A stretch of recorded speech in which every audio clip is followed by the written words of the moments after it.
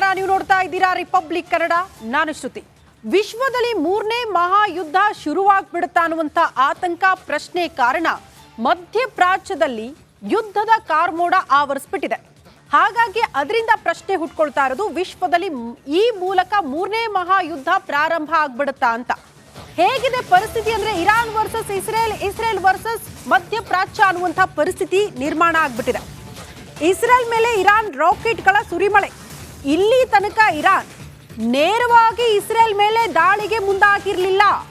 ಇಷ್ಟು ದಿನ Hezbollah, Hamas ಉಗ್ರರ ದಾಳಿ ಆಗ್ತಾ ಇತ್ತು. ಈಗ ನೇರವಾಗಿ ಇರಾನ್ ಅಖಾಡಕ್ಕೆ ಇಳಿದ್ಬಿಟ್ಟಿದೆ.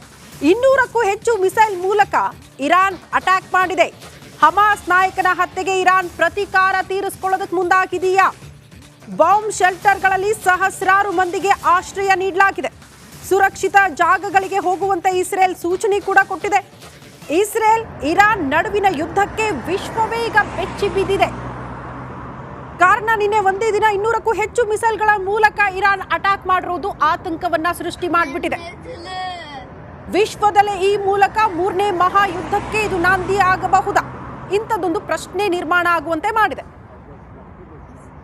ಇಸ್ರೇಲ್ನಲ್ಲಿ ಜನ ಈಗ ಹೇಗಿದ್ದಾರೆ ಅಂದ್ರೆ, ಬಂಕರ್ಗಳಲ್ಲಿ ಆಶ್ರಯ ಪಡೆದುಕೊಂಡಿದ್ದಾರೆ. ಬಂಕರ್ಗಳಲ್ಲಿ ಸುರಕ್ಷಿತವಾಗಿದ್ದಾರೆ. ಇಲ್ಲಿನ ಜನ ಯಾವ ಕ್ಷಣಕ್ಕೆ ಎಲ್ಲಿಂದ ಮಿಸೈಲ್ ಅಟ್ಯಾಕ್ ಆಗುತ್ತೋ ಅಂತ ಗೊತ್ತಿಲ್ಲ.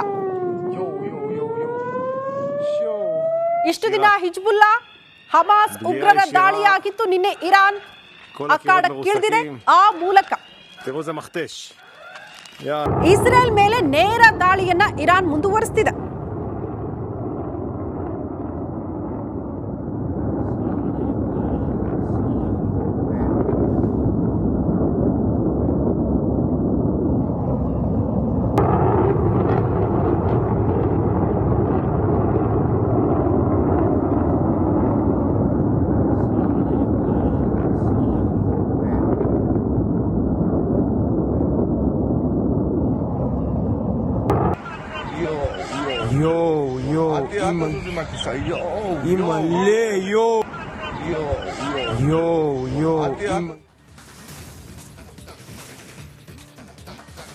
ಇರಾನ್ ರಾಕೆಟ್ ದಾಳಿಗೆ ಇಸ್ರೇಲ್ ಕೂಡ ಕೆಂಡಾಮಂಡಲವಾಗಿದೆ. ಇಸ್ರೇಲ್ ಬೆಂಬಲಕ್ಕೆ ವಿಶ್ವದ ದೊಡ್ಡನ್ನ ಅಮೆರಿಕ ನಿಂತ್ಕೊಂಡಿದೆ. ನೇರ ಎಚ್ಚರಿಕೆ ಇರಾನ್ಗೆ. ಈ ಮೂಲಕ ಇರಾನ್ ಕೃತ್ಯಕ್ಕೆ ಇಸ್ರೇಲ್ ಪ್ರಧಾನಿ ಕೂಡ ಖಡಕ್ ವಾರ್ನಿಂಗ್ ಕೊಟ್ಟಿದ್ದಾರೆ. ನಮ್ಮ ಮೇಲೆ ರಾಕೆಟ್ ದಾಳಿ ಮಾಡಿ ತಪ್ಪು ಮಾಡಿದ್ದೀರಿ ನೀವು ಅಂತ. ನೀವು ಮಾಡಿರುವ ತಪ್ಪಿಗೆ ದೊಡ್ಡ ಬೆಲೆ ತೆರಬೇಕಾಗುತ್ತೆ. ಇರಾನ್ ವಿರುದ್ಧ ಪ್ರಧಾನಿ ಬೆಂಜಮಿನ್ ನೇತನ್ಯಾಹು ಶಪಥ ಮಾಡಿದ್ದಾರೆ, ವಾರ್ನಿಂಗ್ ಕೊಟ್ಟಿದ್ದಾರೆ. ನಮ್ಮ ಮೇಲೆ ನೇರ ಅಟ್ಯಾಕ್ ಮಾಡಿ ತಪ್ಪು ಮಾಡಿದ್ದೀರಿ ನೀವು, ಇದಕ್ಕೆ ಬೆಲೆ ತೆರಬೇಕಾಗುತ್ತೆ ಅಂತ. ಆ ಮೂಲಕ ಇಸ್ರೇಲ್ ಕೂಡ ಸುಮ್ಮನೆ ಕೂರಲ್ಲ, ಬದಲಾಗಿ ಪ್ರತೀಕಾರ ತೀರಿಸ್ಕೊಳ್ತೀವಿ ಅನ್ನುವಂಥ ಎಚ್ಚರಿಕೆ ಈ ಮೂಲಕ ಇಸ್ರೇಲ್ ಪ್ರಧಾನಿ ಕೊಟ್ಟಿದ್ದಾರೆ. ಅದರ ಜೊತೆಗೆ ಅಮೆರಿಕ ಅಧ್ಯಕ್ಷ ಕೂಡ ಜೋ ಬೈಡನ್ ಅವರು ಈ ದಾಳಿ ಆದ ಬಳಿಕ ಒಂದು ವಾರ್ನಿಂಗ್ ಕೊಟ್ಟಿದ್ದಾರೆ. ನಾನಾಗ್ಲೇ ಹೇಳ್ತಾ ಇದ್ದ, Iran versus Israel, Israel versus ಮಧ್ಯಪ್ರಾಚ್ಯ ಅನ್ನುವಂಥ ಪರಿಸ್ಥಿತಿ. ಇಷ್ಟು ದಿನ ಎಲ್ಲೂ ಕೂಡ ಇರಾನ್ ನೇರವಾಗಿ ದಾಳಿಗೆ ಮುಂದಾಗಿರ್ಲಿಲ್ಲ. ಇರಾನೇ ಹಿಜ್ಬುಲ್ಲಾ ಮತ್ತು ಈ ಹಮಾಸ್ ಉಗ್ರರಿಗೆ ನೇರವಾಗಿ ಸಪೋರ್ಟ್ ಮಾಡಿದ್ರು ಕೂಡ ನೇರವಾಗಿ ತಾನೇ ಅಖಾಡಕ್ಕೆ ಇಳಿದಿದ್ದನ್ನ ತೋರಿಸ್ಕೊಂಡಿರಲಿಲ್ಲ. ಬಟ್ ಈಗ ನೇರವಾಗಿ ಇರಾನ್ ಅಖಾಡಕ್ಕೆ ಇಳಿದಾಗಿದೆ. ನಿನ್ನೆ ನಿರಂತರವಾಗಿ ರಾಕೆಟ್ ದಾಳಿ ಇಸ್ರೇಲ್ ಮೇಲೆ. ಹಾಗಾಗಿ ಇಸ್ರೇಲ್ ಪ್ರಧಾನಿ ಕೂಡ ಈಗ ಎಚ್ಚರಿಕೆಯನ್ನು ಕೊಟ್ಟಿದ್ದಾರೆ, ನಮ್ಮ ಮೇಲೆ ದಾಳಿ ಮಾಡಿ ತಪ್ಪು ಮಾಡಿದ್ದೀರಿ, ಅದಕ್ಕೆ ಬೆಲೆ ತೆರಬೇಕಾಗುತ್ತೆ ಅಂತ. ಹಾಗಾಗಿ ಮತ್ತೊಂದು ಹಂತ ತಲುಪುವಂತ ಸಾಧ್ಯತೆ ಈ ಯುದ್ಧ.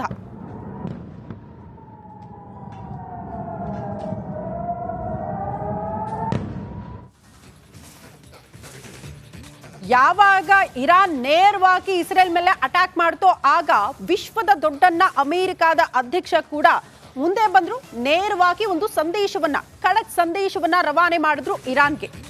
ಏನದು ಗಮನಿಸ್ತಾ ಹೋಗೋಣ. ಆ ಮೂಲಕ ಇಸ್ರೇಲ್ಗಂತೂ ಬೆಂಬಲವಾಗಿ ನಿಂತಿದೆ ವಿಶ್ವದ ದೊಡ್ಡನ್ನ ಅಮೆರಿಕ ಅನ್ನೋದು ಬಹಳ ಸ್ಪಷ್ಟ. ಇಸ್ರೇಲ್ ರಕ್ಷಣೆ ಮಾಡೋದಕ್ಕೆ ಅಮೆರಿಕ ಸಿದ್ಧವಿದೆ. ಇರಾನ್ ವಿರುದ್ಧ ಅಧ್ಯಕ್ಷ ಜೋ ಬೈಡನ್ ಗುಡುಗಿದ್ದಾರೆ. ವಾಷಿಂಗ್ಟನ್ನಲ್ಲಿ ವಿವಿಧ ರಾಷ್ಟ್ರಗಳ ಗಣ್ಯರ ಸಭೆ ಕೂಡ ಆಗಿದೆಯಂತೆ. ಇಸ್ರೇಲ್ ಮೇಲೆ ದಾಳಿ ಅಮಾನವೀಯ ಕೃತ್ಯ, ಇರಾನ್ ರಾಕೆಟ್ ದಾಳಿ ಖಂಡಿಸಿದ್ದಾರೆ ಆ ಮೂಲಕ ನಾಯಕರು. ಇದು ಗಮನಿಸಬೇಕಾಗಿರುವಂತಹ ವಿಚಾರ.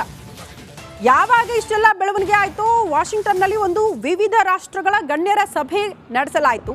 ಆ ಸಭೆಯಲ್ಲಿ ಬಹುತೇಕ ಎಲ್ಲ ನಾಯಕರು ಕೂಡ ವ್ಯಕ್ತಪಡಿಸಿದ ಒಂದೇ ವಿಚಾರ, ಇಸ್ರೇಲ್ ಮೇಲೆ ದಾಳಿ ಅಮಾನವೀಯ ಕೃತ್ಯ ಅಂತ. ಹಾಗಾಗಿ ಜೋ ಬೈಡೆನ್ ಅವರು ಒಂದು ನೇರವಾಗಿ ಸಂದೇಶವನ್ನ ಇರಾನ್ಗೆ ಕೊಟ್ಟಿದ್ದಾರೆ.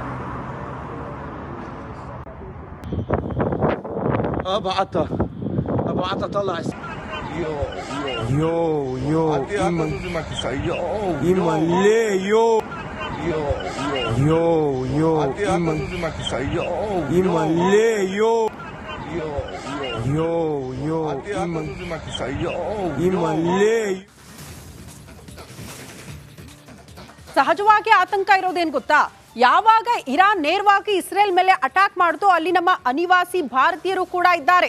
ಸಹಜವಾಗಿ ಆತಂಕ ಏನಾಗ್ತಾ ಇದೆ, ಅಲ್ಲಿ ಯುದ್ಧದ ಕಾರ್ಮೋಡ, ಯಾವ ಕ್ಷಣಕ್ಕೆ ಎಲ್ಲಿ ರಾಕೆಟ್ ದಾಳಿ ಆಗುತ್ತೋ, ಬಾಂಬ್ಗಳ ದಾಳಿ ಆಗುತ್ತೋ ಅನ್ನುವಂಥ ಆತಂಕದಲ್ಲಿದ್ದಾರೆ. ಹಾಗಾಗಿ ಅನಿವಾಸಿ ಭಾರತೀಯರಿಗೆ ಕೇಂದ್ರ ಸರ್ಕಾರ ಒಂದು ಎಚ್ಚರಿಕೆಯನ್ನು ಕೊಟ್ಟಿದೆ.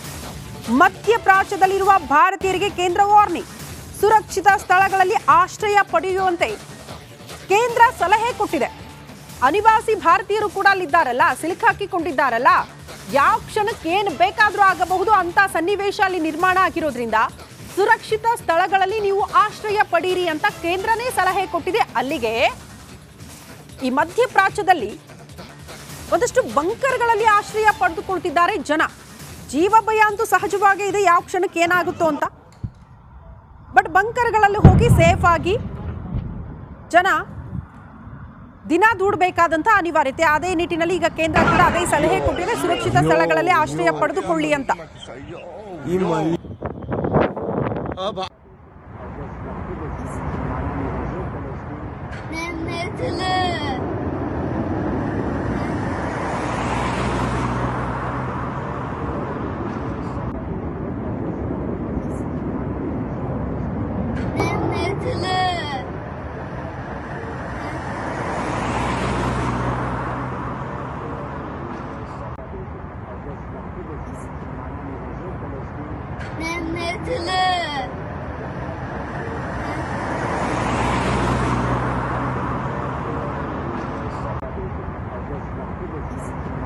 ದೃಶ್ಯ ನೋಡ್ತಾ ಇದೀವಿ, ನಿನ್ನೆ ಆಗಿರುವಂತಹ ದಾಳಿಯ ದೃಶ್ಯಗಳಿದು. ಎಷ್ಟು ಭಯಂಕರವಾಗಿದೆ, ಭೀಕರವಾಗಿದೆ ಅನ್ನೋದನ್ನ ಗಮನಿಸ್ತಾ ಇದೀವಿ.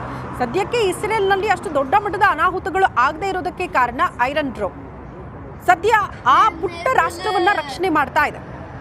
ಇಷ್ಟೆಲ್ಲ ನಿರಂತರವಾಗಿ ಮಿಸೈಲ್ಗಳ ಅಟ್ಯಾಕ್, ರಾಕೆಟ್ಗಳ ಅಟ್ಯಾಕ್ ಆದರೂ ಕೂಡ ತತ್ಕ್ಷಣಕ್ಕಲ್ಲಿ ಐರನ್ ಡ್ರೋಮ್ ಆ ಪುಟ್ಟ ರಾಷ್ಟ್ರವನ್ನ ರಕ್ಷಣೆ ಮಾಡ್ತಾ ಇದೆ, ದೊಡ್ಡ ಮಟ್ಟದ ಅನಾಹುತಕ್ಕೆ ದಾರಿ ಮಾಡಿಕೊಟ್ಟಿಲ್ಲ ಅನ್ನುವಂತಹ ವಿಚಾರ.